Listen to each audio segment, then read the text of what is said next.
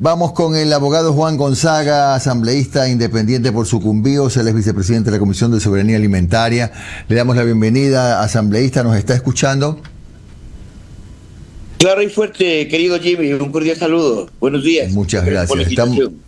Gracias. Estamos con Gustavo Espinosa. Nos gustaría conocer... Gustavo, buenos días.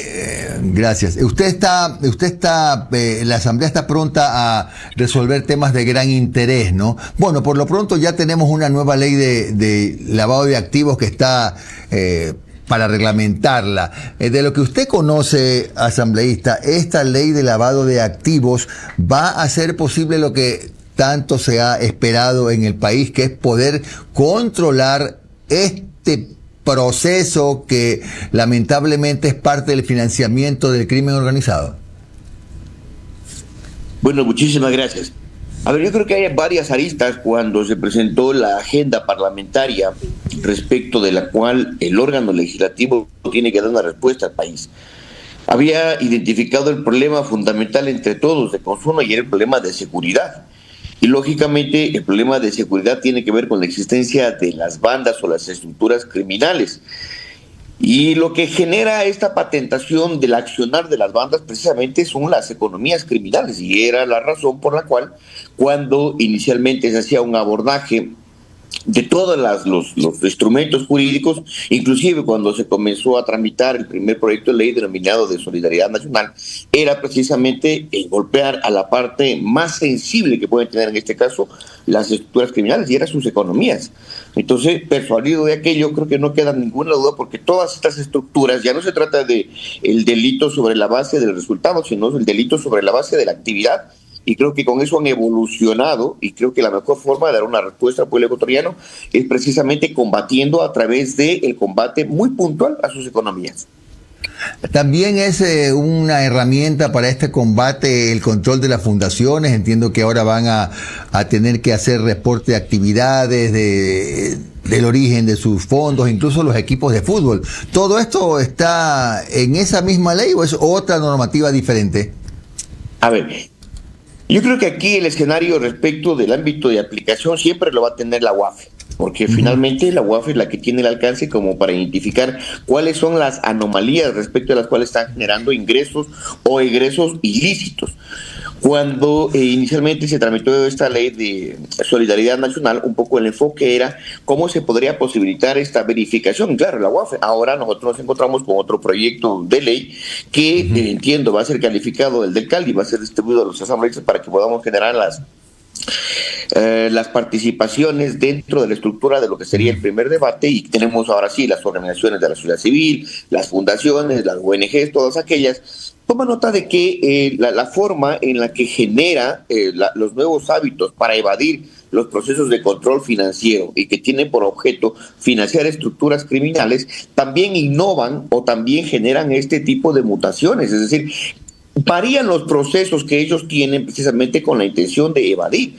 No solo será eso, como tú lo has dicho, pueden ser los clubes de fútbol, pueden ser también las religiones, varias de las religiones que tenemos acá, formas disfrazadas con las cuales se genera estos procesos de financiamiento de las estructuras criminales. Entonces la idea es fundamental, yo creo que en eso no va a generarse ningún debate, porque no estás limitando derechos sobre la determinación de una organización o de propósitos sociales o de propósitos humanistas, sino que más bien la idea es que el gobierno, o en este caso el Estado, tenga las herramientas necesarias para poder generar todos los procesos de control, de actualización, de información, de cruces, de transferencias, todo aquello que permita que en efecto el Estado pueda generar un control eficiente.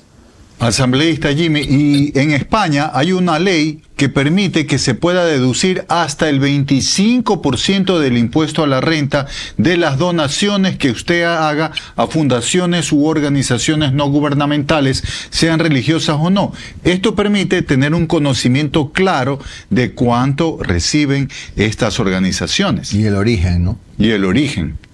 Sobre todo el origen. Me parece que Gustavo tiene un buen acierto ahí, porque es más que nada el tema del origen. Ahora, la idea tampoco es generar una persecución o una cacería de brujas sobre entidades que pueden bien cumplir su desarrollo, pueden bien cumplir sus fines por los cuales fueron determinadas dentro de su norma estatutaria y dentro de los presupuestos que ingresan o de los ingresos que generan para cumplir sus objetivos. Tampoco la idea es que por una tengan que pagar todas, porque unas lo harán bien, otras serán fachadas, ¿no? Y creo que en esta determinación la idea es puntualmente eso, no transparentar, generar el control y lógicamente ayudar también a fortalecer a las labores que realizan ellas, porque muchas de ellas están disfrazadas, algunas, la nominación dice sin fines de lucro, pero están constituidas como que fueran empresas de beneficio personal, de beneficio familiar, de beneficio grupal y lógicamente también aquellas encaminadas con estructuras criminales.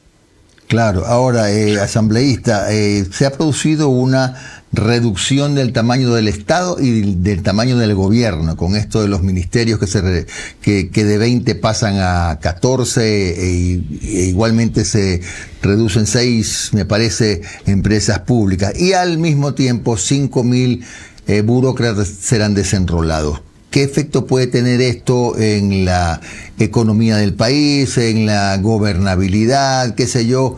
¿Qué le encuentra a usted de bueno y de malo a esta decisión del presidente de la República? A ver, algún tipo de efecto sobre la base de la resolución que toma la Asamblea creo que es importante distinguirlo. El día de ayer en el Pleno se proponía que se genere una especie de exhorto o de rechazo a algunas pretensiones. Puntualmente recuerdo la propuesta de rechazar la vinculación o esta fusión de lo que es el Ministerio de la Mujer relacionado con la fusión con el Ministerio de Gobierno. Nosotros entendemos algunas particularidades o la otra relacionada del ambiente con el tema de energía. Nosotros respetamos mucho el tema de la decisión que tenga el presidente, tomando en cuenta que es el quien tiene esta facultad, no la legislatura, es el presidente quien tiene esta facultad. Tampoco se escapa del tema del control de la legislatura, que en un efecto posterior se pueda realizar, y esto en el marco exclusivo del tema de la fiscalización. Pero creo que sí es indispensable que en relación a los primeros temas, cuando tú tratas un poco de verificar la eficiencia con la que gestionan o emiten los resultados sobre lo que la gente requiere, en este caso la eficiencia de las instituciones, creo que el presidente toma aciertos, y no únicamente en el marco de las leyes que son aprobadas en el tema de la Asamblea, sino que este tema de la supresión, de la terminación de los contratos ocasionales, de la eficiencia administrativa, es parte de algo que ya estaba previsto. Lo que pasa es que difícilmente creo que para el Ejecutivo cualquiera, no únicamente el presidente Daniel Noboa, siempre va a ser difícil tomar una decisión. Y el presidente lo que ha hecho ahora, en función de lo que significa la ley de integridad pública, con el reglamento, adecuando esto y el entendimiento de la ley orgánica de servicio público, fue precisamente tratar de posibilitar el hecho de que nosotros consideramos de que tenemos un Estado posiblemente obeso, sobre el cual existen funciones que no son compatibles con las que realizan los funcionarios, exceso de funcionarios y algunas determinaciones. Yo creo que aquí no se está generando de que hay funcionarios posiblemente malos. Me parece que esa determinación no vendría por eso, porque la idea no es tampoco etiquetar a nadie ni generar falsos respecto del rendimiento como persona, pero sí pensando en el Estado. Y cuando tú piensas en el Estado, creo que sí, lo elemental es precisamente posibilitar algún tipo de alternativa para verificar cómo disminuimos el gasto corriente, cómo se puede potenciar las actividades de las instituciones, cómo se puede limitar entre la una y la otra y unificar y poder posibilitar un mejor resultado.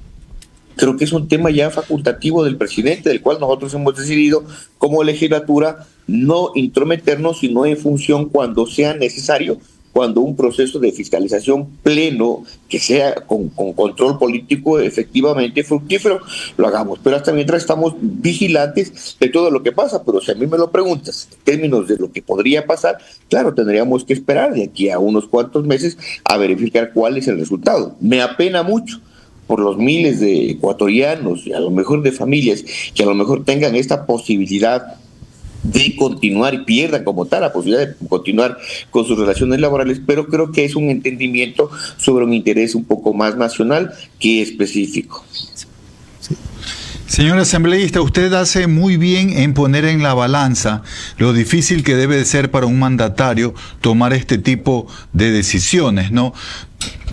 Por un lado, se conoce que hay funcionarios con nombramiento definitivo que ya se creen dueños de las 4 baldosas donde cae su silla y de su escritorio, ¿no? Y atienden mal. Ayer había en algunas redes sociales casos de que se atendió mejor en el IES, porque con unos cuantos despidos ya el resto se puso papelito a atender al usuario. Pero pensando en el usuario, hay casos de fusiones como el que hizo Lenín Moreno, unir el MAE, Ministerio de Ambiente, con Senagua, y por eso después pasó a llamarse MAAE, Ministerio de Ambiente, Agua del Ecuador, ahora tiene un nombre más largo. Resulta que hay usuarios que piden autorización de uso de agua, y eso está esperando ahí. Está esperando porque cuando se fusionaron se votó al personal de Senagua. Entonces en MAAE, ahora MATE, hay gente que no sabe manejar la LORUYA, que es la Ley Orgánica de Recursos Hídricos. En ese sentido, ¿cómo podríamos lograr que estas fusiones sean saludables? Bueno, siempre es la perspectiva, ¿no? Tú lo has dicho, el presidente, la decisión no debe ser tan fácil, pero estamos pensando en el interés nacional. Y el resultado de las instituciones, precisamente, es sobre la determinación de sus competencias, las atribuciones y las facultades propias que le confiere la Constitución y la ley. Y cómo se materializa esta reflexión de las facultades que tiene es precisamente cuando se exterioriza, en este caso, los resultados de una respuesta a un trámite, de una autorización, de una concesión, etcétera, etcétera, de todo aquello. Y eso lo vamos a ver precisamente ahora, porque los informes de talento humano no necesariamente los conoce el presidente. Recuerden que el presidente tiene niveles de asesores en cada uno de los ministerios, y sobre la base de esas recomendaciones un poco se le habrá explicado cuáles son las partidas que podrían estar duplicadas sobre las mismas funciones, cuál es la determinación de las personas sobre si generan o no, en este caso, un tipo de productividad, etcétera, etcétera, varios criterios en cuanto a temas económicos, etcétera. Y sobre la base de aquello nosotros esperamos pues que el resultado, sobre todo la tramitología que se genere en determinado departamento sobre un determinado propósito de un servicio que se otorga en una institución, sea precisamente para generar eficiencia, para romper este tema de los condicionamientos que ponían en algunos casos en algunas instituciones, para poder transparentar la gestión y lógicamente para que se genere una atención de calidez, que es el deber sobre el cual está llamado el servicio público. Algo, Gustavo, que se me pasó por alto, era lo que mencionaste. Sí, nosotros, ahora sí voy a decir, sí, nosotros, la Asamblea, yo soy parte de la Asamblea.